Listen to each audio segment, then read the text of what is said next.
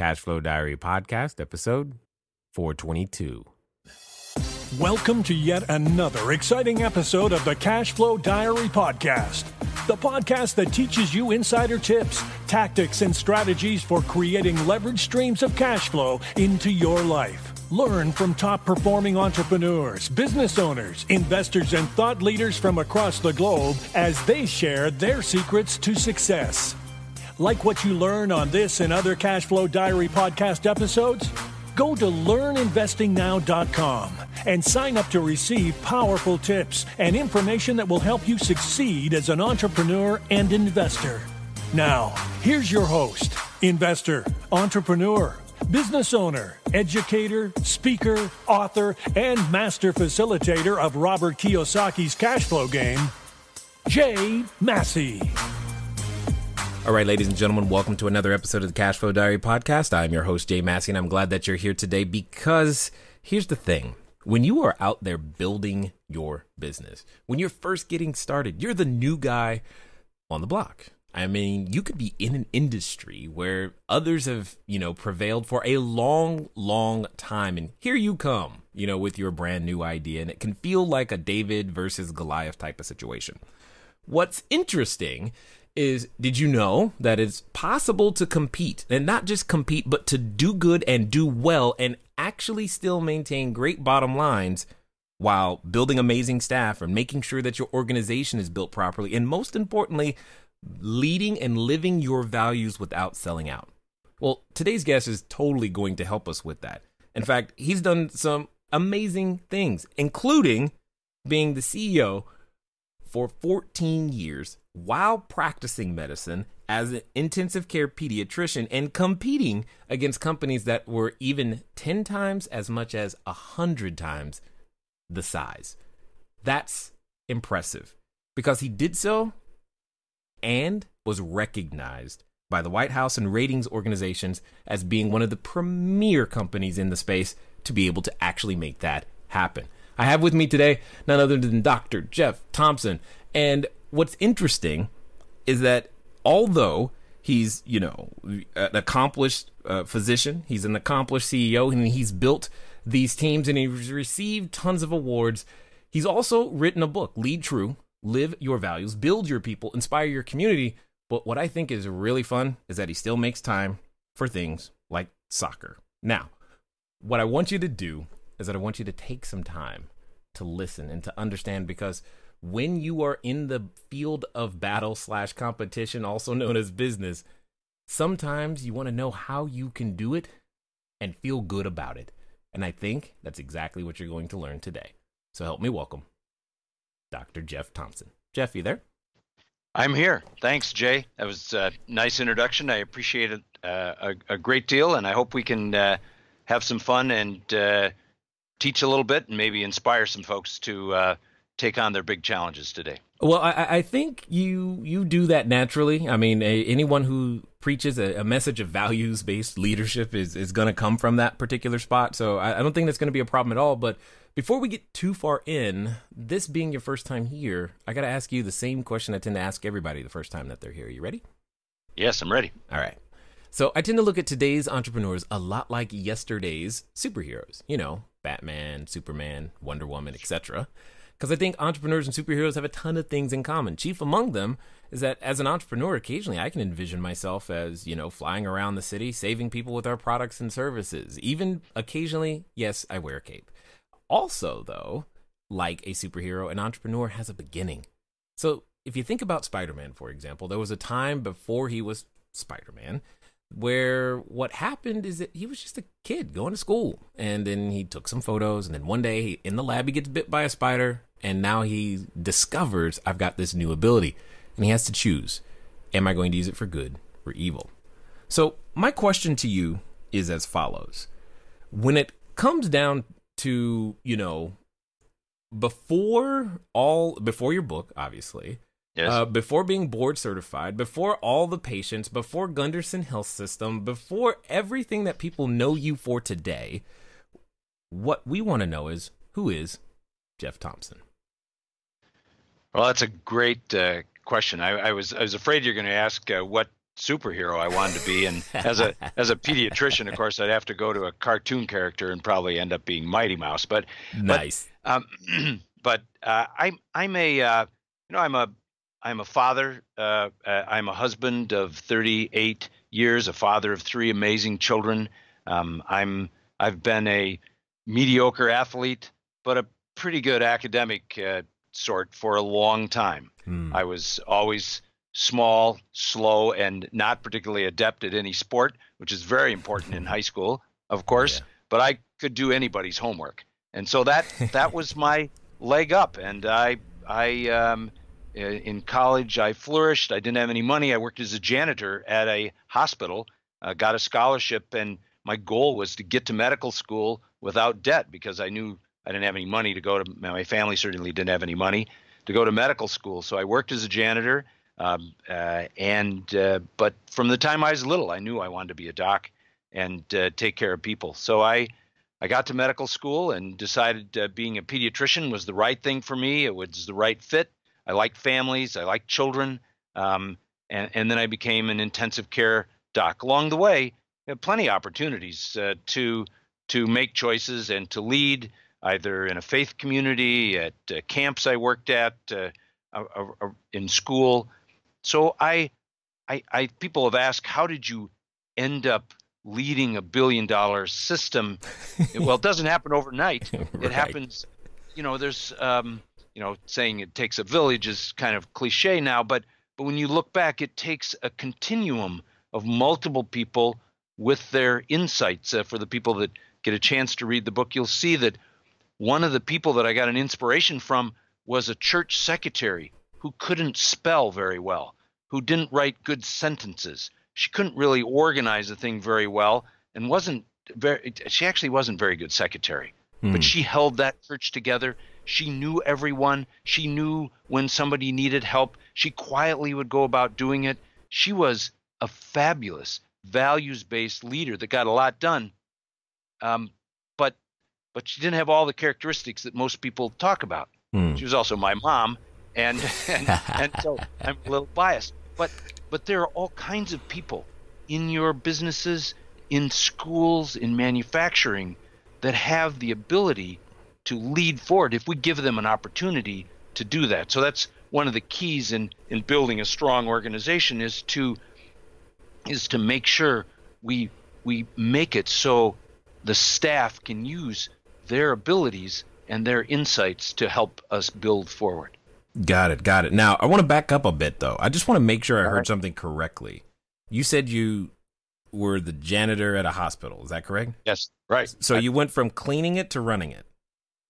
Well, it was a different hospital, of course, but I was in college, and I had to have all these lab courses and things. So sometimes I was so busy, and I couldn't really have regular hours. So they would leave around this little 20-bed hospital little list and say, Jeff, please do this. And it was kind of like having, 20 different wives. You had all the honeydew lists.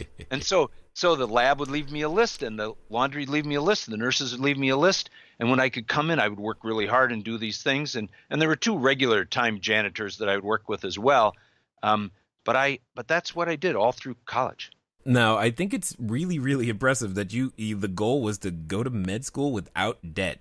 Like, I think a lot of people heard that loud and clear. Like, how did he do that? I did crazy things, like worked as a janitor, lived pretty cheaply. I did get a scholarship, which was very helpful from a group. And for a lot of it, I lived at home to keep my expenses down, and went to a college in my own community. And then just did very, very well in school and wrote a good test so that a big University of Wisconsin would take me. Got it. Now, I've got to ask this question.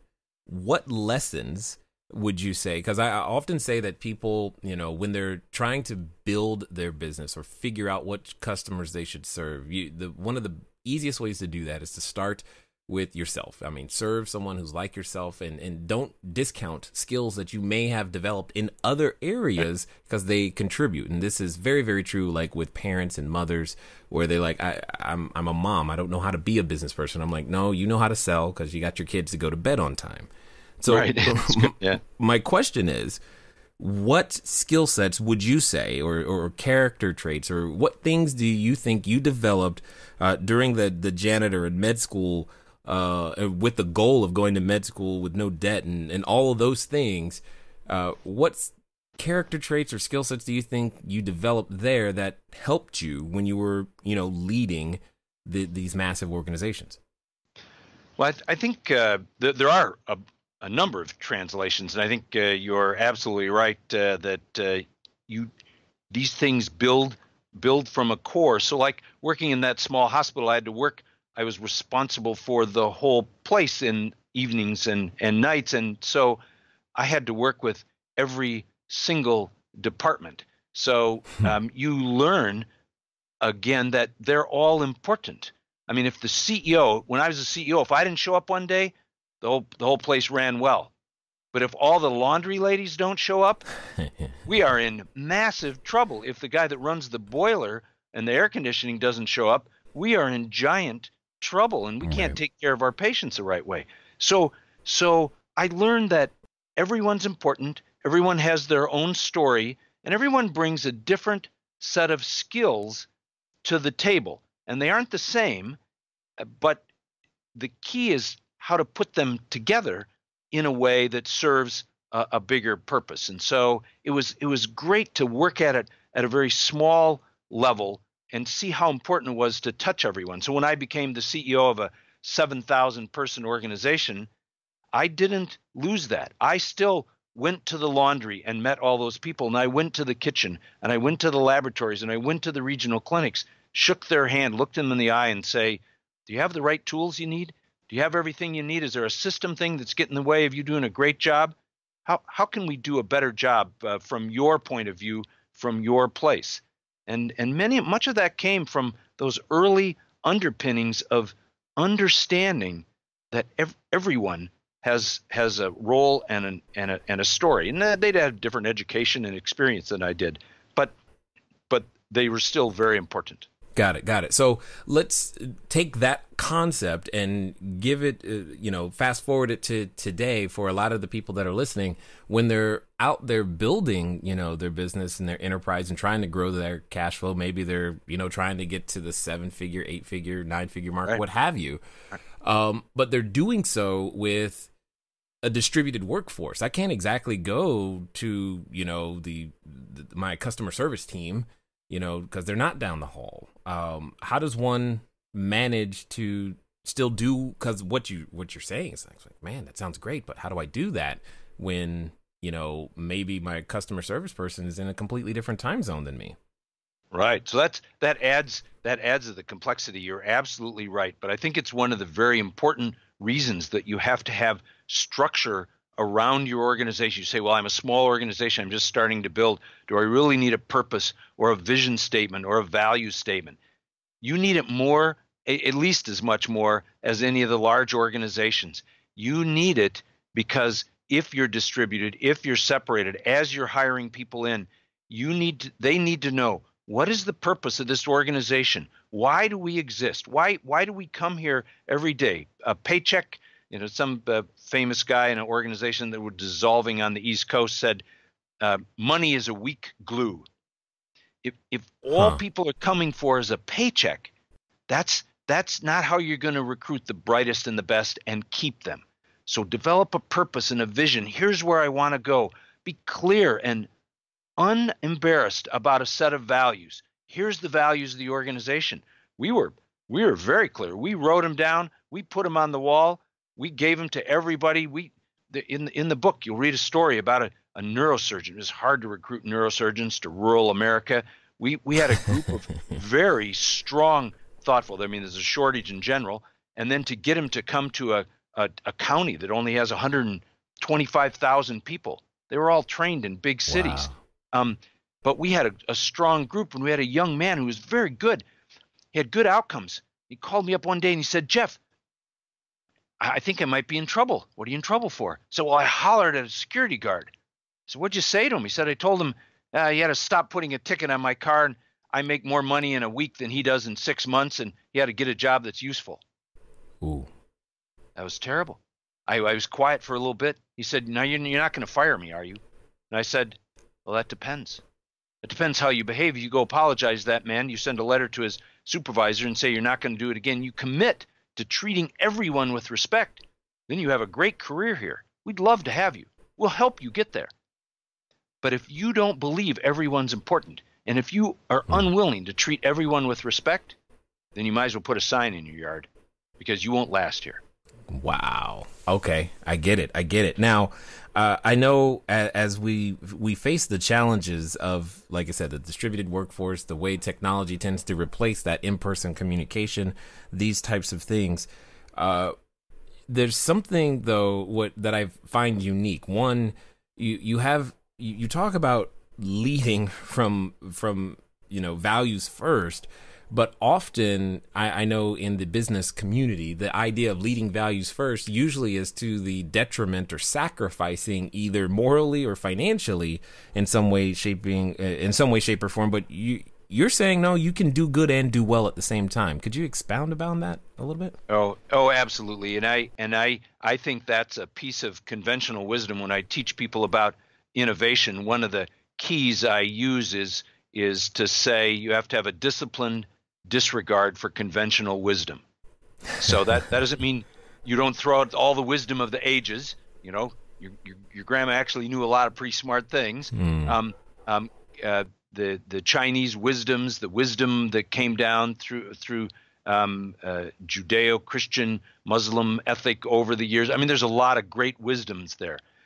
But all things that people consider wisdom is not necessarily wisdom. And one of it is you can't do both. And actually, I believe now there are many early, mid, late career people who are really looking for a purpose and a vision, and that includes competing and living your values, not selling your soul. So in this case, did it cost us some money? It cost us some money short term. But long term, we were able to stabilize a group. We were able to make it clear across the organization that no matter what your title, how much money you made, how much dollars you put on the books, you still had to treat everyone with respect. That story went around, stayed around. It rose the whole level of behavior in the organization. So long term, we had a higher level of behavior, less fear, more people willing to innovate, challenge, point out problems. It results in not a short-term win. Short-term, yeah, it cost some money. Long-term, we saved enormously. And we have many other examples where that happened across the organization. Okay, is it possible to actually quantify that in some way, shape, or form? Like, how does it show up? I mean, because that's my natural thought is like, I hear it sounds great, sounds like a beautiful environment, but right. When we're all beholden to some sort of bottom line somewhere, something. Sure. I get making the investment. I'm down for that, but I got to know that there's the return at some point, even if it's 10 years down the line. How do I measure it? Hello there, entrepreneur. This is Jay Massey. I know that if you've ever gone over to the site, cashflowdiary.com, you may have asked yourself, where on earth do you get a domain name from? Especially as you are beginning to build your bigger, better, badder business, you need a web presence. You need the email address. You need a way for people to contact you electronically so that you can stop doing the @gmail.com game. Well, the good folks over at GoDaddy have definitely supplied us with every domain that we have ever used. So what I want you to do is I want you to go over to trygodaddy.com/cashflowdiary. Again, that's trygodaddy.com/cashflowdiary, because it's a quick way for you to get set up to capture your domain name the exact way that you want it. They got easy search functions, and most importantly for you is that you'll be up and running today. As I said, once you get started, stay started. Don't let small little obstacles of how to get your own domain name going stop you. So again, go to trygodaddy.com/cashflowdiary, and let's get back to the rest of the story.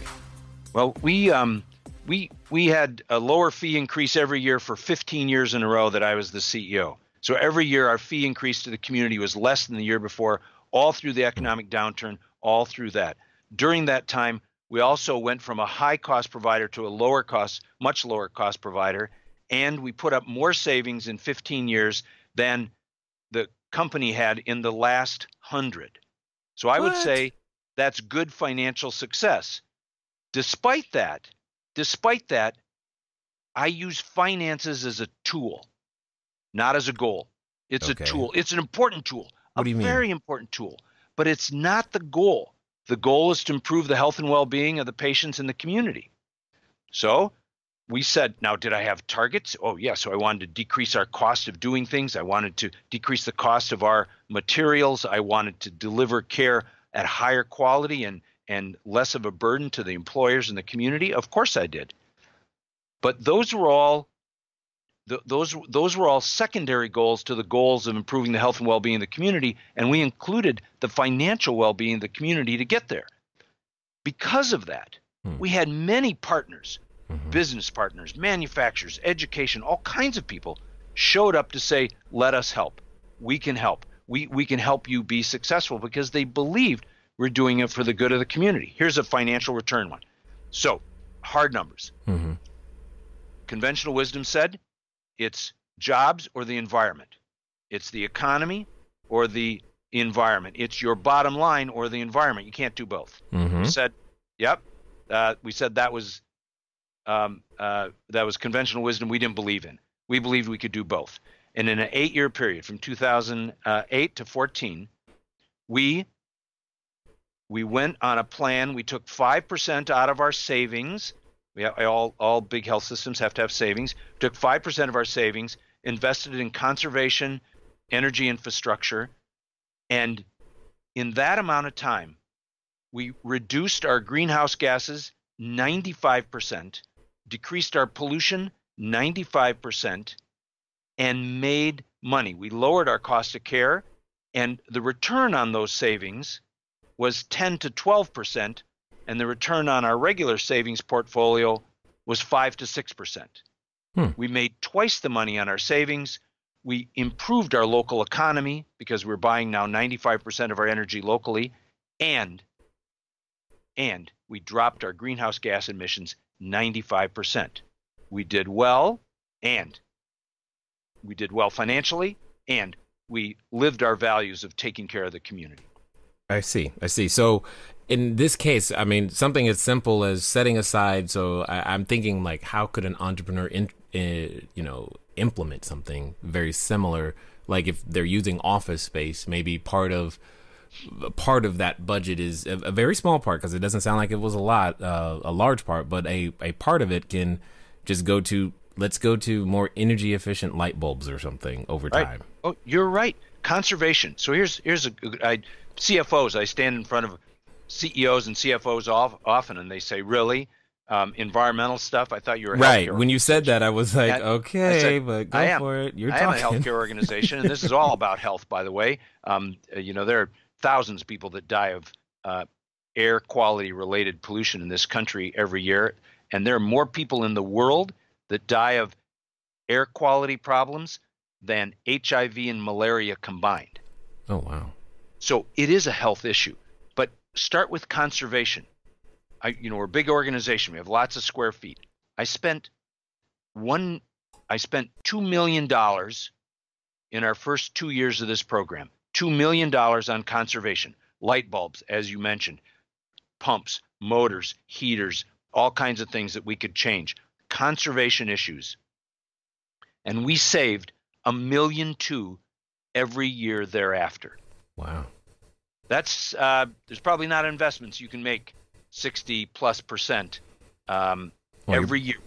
Yeah, you're playing with house money at this point. I mean, because it's one of those things. It's like the thing, that gift that keeps on giving. That's what. Okay, so I get that. Now, in that situation, though, I mean, I'm just going to, I don't know how to say it. You had to have encountered some resistance. I mean, I get the fact that you believed it, but how do you get? Oh, you are so right. You're exactly right. And there's a lot of people listening right now. They're scratching their head saying, oh, come on, another long-haired sandal-wearing guy that somehow got made in charge of an organization. Right. But remember, this is disciplined disregard for conventional wisdom. This isn't just going out and buying a bunch of wind turbines and saying, look at this, I'm cool, I bought wind turbines. This is careful measurement of exactly how much energy and exactly how much pollution we're causing and what the impact that might be, and figuring out what are the investments we can make to mitigate all those things. So this is a disciplined approach, and there were many skeptics along the way, but it's hard to argue with a 60+% return every year. And so since we had that money, as you point out, I know we had some house money, then we were able to invest in some energy generation activity. Now, frankly, Nice. our numbers would look twice as good if the cost of natural gas would have kept going up like it had all through the 90s and the early 2000s. The only reason these numbers don't look even more fabulous is the fact that the natural gas glut dropped the price and broke that curve of natural gas costs. We still made money compared to using natural gas, and we decreased the amount of coal-fired electricity that we used by 95%. So that is a real coup to improving the health and lowering our cost. Indeed, and I like this because it all stems from, like you said, a value first, in getting everyone on board with the mission. So, as you know, entrepreneurs today are faced with this. I guess then you, as far as you're concerned, we don't have to make that sacrifice. Is what I really hear you saying, because I think about when I go to do like a rehab, for example, or if we're rehabbing an apartment building, Yes, hundreds of units, because my operations people always come to me saying, hey, we want to use, this for lower emissions on that. And I'm just like, how much is it? Because there's always what feels like this tug of, well, this would be great for the environment, but it now means you lose money versus, but what I hear you saying is that if we're going to make these types of decisions, it's for the long-term play. You can't have the immediate term expectation of it's going to produce something in a short little while. Well, while you were talking, I wrote down short-term thinking. It is, I think, I think it's one of the big problems that we have in this country is so many people are so driven by the next monthly report and the next quarterly report and those kinds of things. And we can make huge gains for our communities if we can think just a little bit longer. And I'm not saying undisciplined. When I talk about living your values, I talk about courage, discipline, and durability. I don't say live your values and hope it works out. I'm saying stand up for your values and then get your act together and really follow it. So here's a move we made. Yeah. To the community. So the community's not that big, 125,000 in the whole county. So that's not very big. We had a high-tech company that came in. It was built by a former Marine Corps person who didn't want to go to college, wanted to build companies. He built this company to help take care of military people before and after deployment. And he was doing it much cheaper than the government was doing. So his company grew from $1 million to $3 million. Now he's a $5 million company. And he got some outside investors to put some money in, and now it grew, and now it's approaching $80, $90 million. And the investor says, okay, good job. We said 5 years and out, we're out. Well, he didn't have the money to buy them out. Yeah. And he looked around for buyers, and they're all going to move it out of town. Well, this company was growing fast. It had gone from a few jobs up to now 500 or 600, 700. He and his wife were major philanthropists in town. They built a restaurant. It was really changing the waterfront where the Mississippi River comes through. It was really a significant contributor to the community. And they might have to leave. Yeah. So after exploring all local options, they came to us, a healthcare organization, and said, you have some savings. Would you be willing to help us get through this period? Get through this period and keep the company in town? I said, well, we're a healthcare organization. We have savings, but they're to protect our bond rating and all those things. He said, but we're going to have to move out of town, and that's not going to be good for the well-being of the community.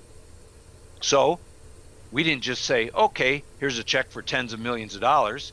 We had our own board. We had internal people. We had our outside consultants. We looked really, really hard, and we ended up taking 25% of the savings that Gundersen had put together over 100 years. Wow. We took 25% of that savings, and we invested it in this company to keep it in town. It wasn't a guess. It was a thoughtful investment to say, this is good for the community. Hopefully it'll be good for Gundersen long term, but the greater good is serving the community here. Wow. We did.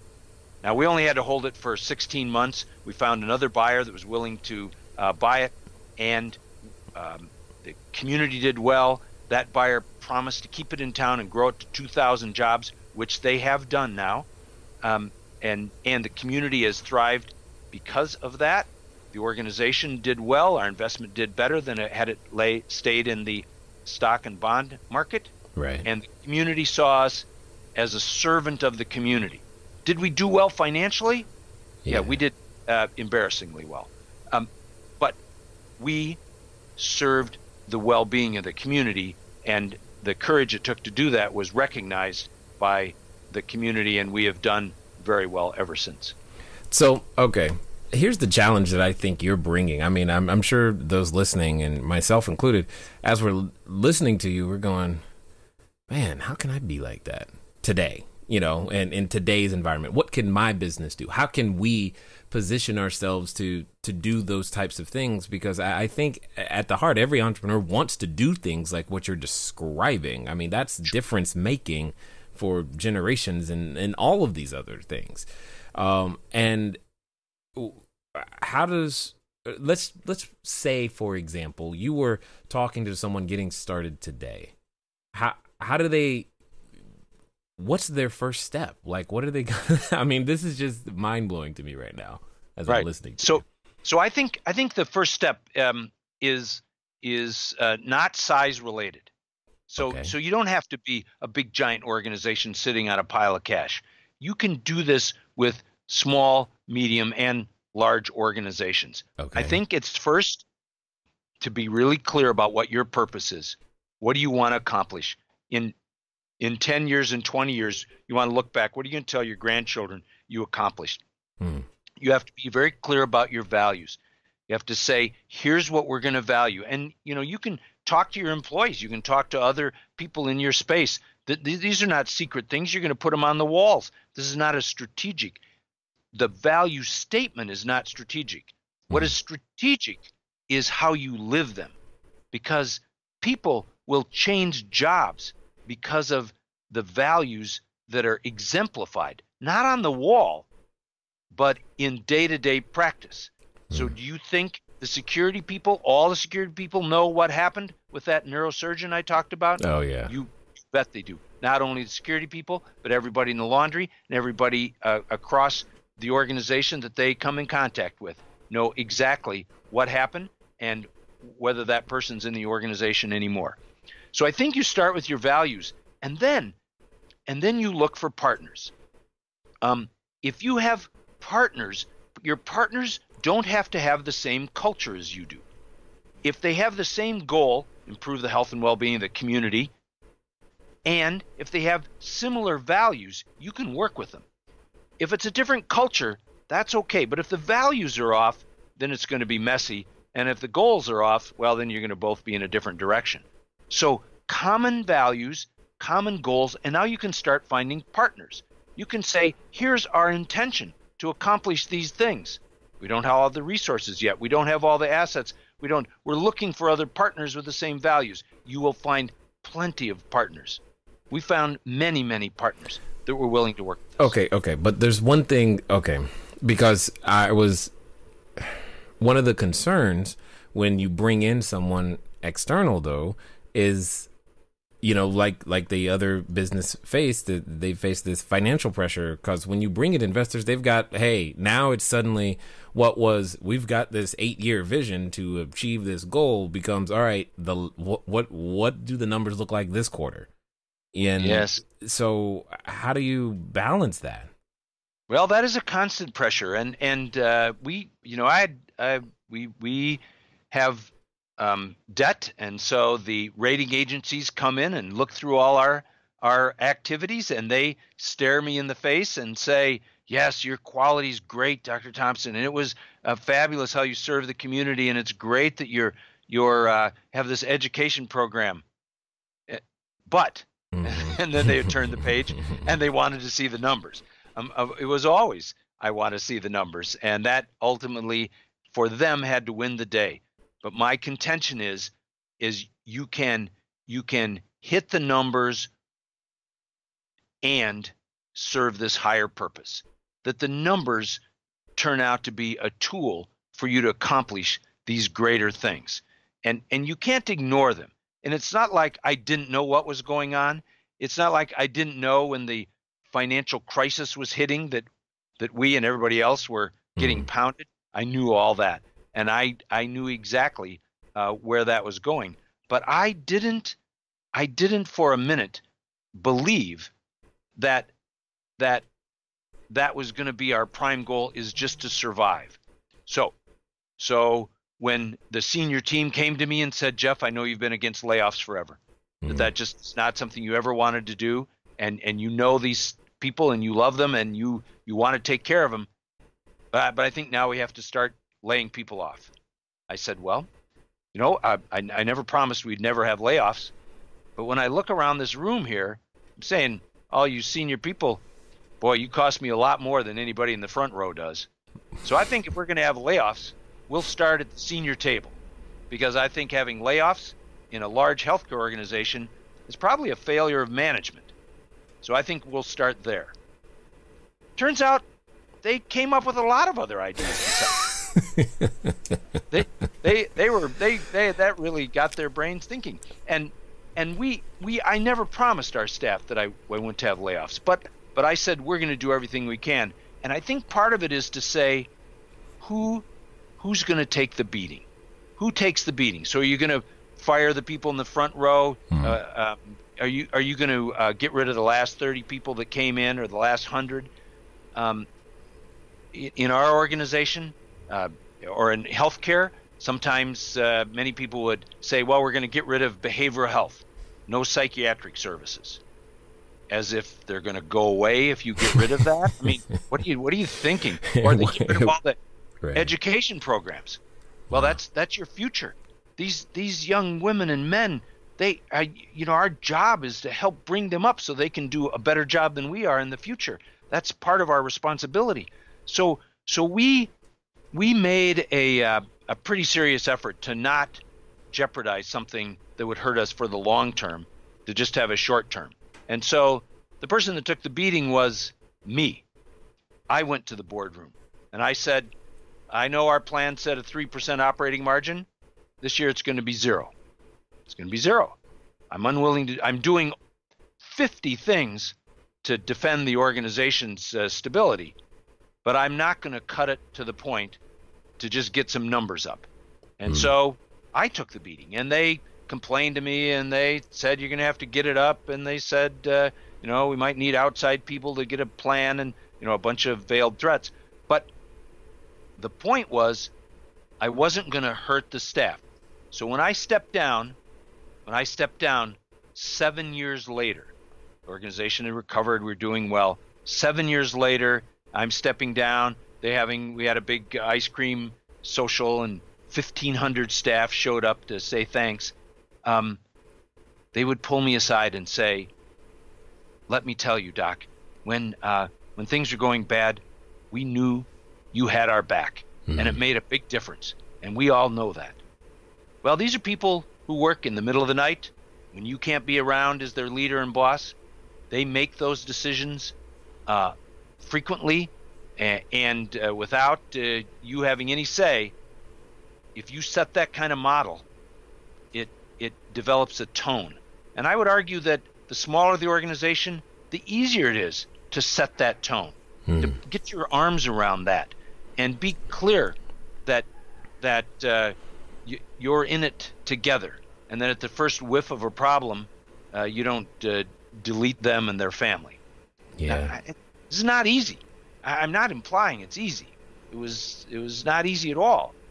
But those kind of decisions get noticed, and they don't forget. Wow. Here's what I know is that I know that there's a number of people who have listened this far, and they're probably just as impressed as I am, because you're talking a whole level of leadership that we all aspire to. That's probably what inspired you to write the book in the first place, which totally makes sense. And there's probably a number of them that actually want to, find out more about what you have going on. What's going to be the best way for them to find out more about what you're doing, what you're up to, and maybe even grab a copy of the book? Probably the best way is to go to my website. My website is jeffthompsonmd.com. So it's pretty simple. It's all small letters, no caps. And so it's jeffthompsonmd.com. And if you go to that site, of course, you can get a link to the book, and you can get a free chapter of the book to see if it's something you might be interested in. But there's going to be many other publications, links to other publications there. So if you want to look around and read about other things I've written, recently a post on Forbes was in there, and a post about the book in Huffington Post, and there's a variety of things in there that you could learn from. That would be a good place to check out and learn. Excellent. Now, as we wind down here, I've got a question for you, because I'm curious to hear your answer. Let's pretend for a moment that someone listening is ready to start their entrepreneurial journey. They want to get started. They have dreams of building it big. They're ready to go to that next level. And as often happens when we make decisions like that, we have a companion, and that companion often comes in the form of a voice, and it reminds us of what we're not and how it's not going to work, and there's no way this idea is going to actually happen. And for some people, they're related to that voice. Yes. So my question to you is as follows. Let's pretend this time they're actually going to follow through. They're going to do what you suggest, and they're going to do so in the next 24 to 48 hours. What would you suggest that they do? I would suggest that what they would do is sit down and write out a purpose statement, why their company exists, a vision of what they really want to accomplish, what would really make a difference in them accomplishing it, and then a set of at least 4 and no more than 6 values that they're going to live by. So if they sat down and wrote that out, no big long treatise here, just sit down and write those out. You write those values out, and then that will give you a baseline. And then if you want to turn to your staff, you need help. So you need help. So the next thing you do is on one piece of paper. Now, your second piece of paper. The second piece of paper, you write down, here's what I and my company will deliver to my staff. Fair compensation, treat everybody with respect, opportunities for growth, those kinds of things. And then what the staff will deliver to the organization. That's not unfair. You can ask them. Just be clear. Great people want to know where the fences are, and then just let them run within the fences. So treating with everyone with respect, leading on service if you're a service type organization, leading on innovation if you're a manufacturing type organization. Build a clarity on those two things. If you had clarity on those two things, and then you start sitting down with your leadership, your staff in small groups so you can get feedback, and your advisors, the group of people that advise you, now you'd start getting clear feedback on how to get from where you're at to where you're going to go. So I would say you could do those things in the next 24 to 48 hours. You could write those things down, and it would provide a baseline for the long term. And if you want to see what we did, I'd be happy to send you those from my website. There's a way to send in questions. It's certainly in the book. It's in the things I publish. One-page strategic plans, one-page compacts on how to behave. Nice. Love it. I love it a lot. I definitely appreciate the experience that you've laid here. I even appreciate the fact that you just started at a general. You've got a great work ethic all the way through. Those are things that, at the end, when it's all said and done, we all hope to be able to say things that this is the impact that I was able to produce based upon the service I rendered to my local community. I definitely appreciate your knowledge, your insight, and the wisdom that you shared with us here today, sir, at the Cashflow Diary. Well, thanks, Jay. It's been good fun talking with you. I hope we helped some of the people listening, and if they go to the website, they have questions. There's a place there you can send questions to me. I respond to everyone's questions. I'm happy to do that. I like helping people move along. It's not easy. It's not easy. I never said it was easy. It's actually hard, but it's pretty straightforward how to get there. All right, ladies and gentlemen, you know what time it is. It's time for you to move at the speed of instruction. What does that mean? That means, well, JeffThompsonMD.com. Go. You've heard it straight here. I mean, like every word he was saying, you could hear the passion, the values that are all right there. And you now have a template that you can go grab to begin to be exactly that same way. I think one of the best things to understand is that money is a weak glue. Ladies and gentlemen, it's been fun talking to you today. I look forward to talking to you soon. Until next time.